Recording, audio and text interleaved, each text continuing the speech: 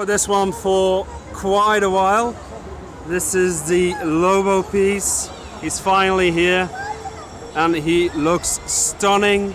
This piece is ready to dethrone the Sideshow Collectibles one as the Lobo to have. He's a 1/3 scale. He's amazing. The detail is nuts. And of course, we have the smiling dolphin as well. Has to be there. Colors are really nice on this one as well, actually. Looks great.